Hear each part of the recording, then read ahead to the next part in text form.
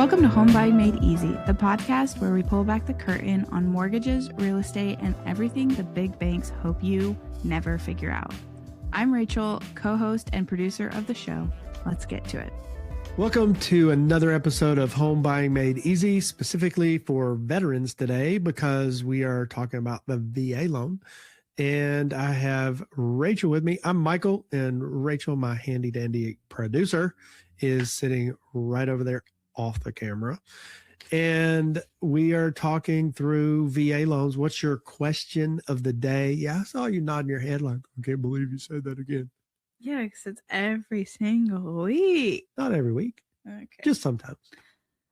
Anyways, the question that we got today is, can I use my VA loan to buy a fixer-upper? Fixer-upper. Yeah. Yes. So there are some caveats. What I mean by that is there are certain lenders that will allow you to do what's called a renovation loan. And they do put limits on that. There used to be a lot more options in where you could do like a full renovation. Like you could take it down to the concrete if you wanted. And a lot of lenders kind of got rid of that. What they'll do now is they'll meet the similar guidelines to what an FHA renovation loan is. 203K is what that's called. They'll meet those similar guidelines where it's a government-backed renovation loan where you can get a certain amount of money, maybe $30,000, $40,000, $50,000, and you can maybe you want to get all new carpet or all new flooring, or you want to renovate the kitchen or renovate some bathrooms or put new appliances in, or like there's a lot of things like that you could definitely give a good facelift to an existing house. If you're wanting to like gut it, it's probably going to cost too much, or go over the limit. That I should say, it's not about costing too much. It is going to cost too much, but you'll go over the limit that these lenders are allowing.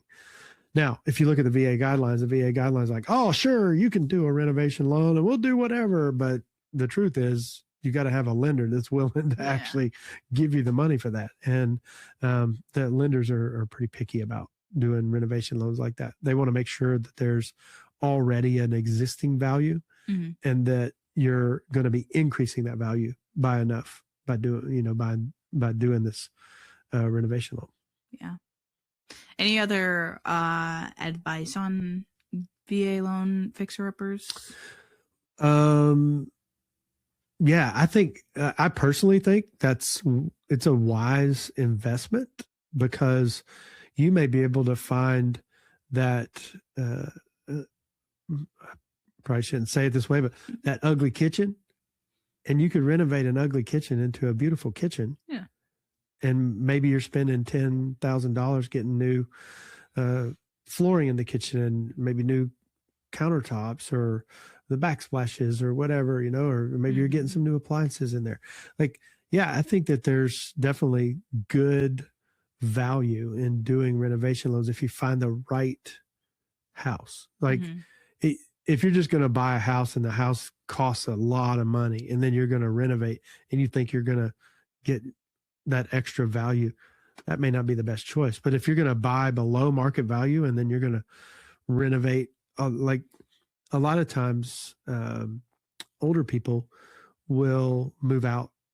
They'll move in with family, or and maybe they've lived there for 30, 40 years and it just needs to be updated. It needs new flooring, and maybe it needs paint, and the kitchen's never been redone. And if that's the case, then a renovation loan would be perfect, right? Because you could get it usually below value, because the people that are selling it know, hey, we haven't done anything to it and we don't want to spend any money on doing anything to it. So they'll give you a better deal, better discount on the house, and then you can do the renovations yourself. Wow. That's a good deal. That is a good deal. Okay. Do you have any connections with people who have closed on VA loan fixer-upper specifically? Yeah. Connections like real estate agents or A loan officer in mind.